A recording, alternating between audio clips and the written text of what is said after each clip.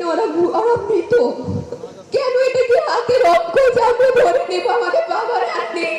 আমি 2.5 বছর যখন আমার ছিল তখন থেকে আমার আম্মুর কোলে কোলে করে এখানে আসি। এখন আমি বড় হয়ে গেলাম এখানে আসতে আসতে। ঘুম এই শব্দটা অনেক ছোট, কিন্তু এর ভিতরে লুকিয়ে আছে হাজার হাহাকার, কষ্ট, কান্না।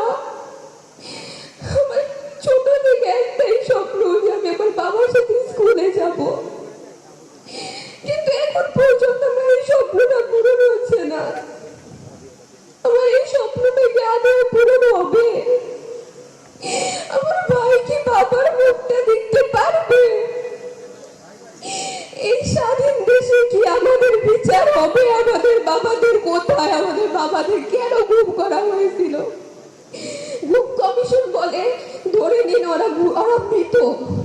কেন এটাকে হাতের অক্ষজ আমরা ধরে নেব? আমাদের বাবার হাত নেই।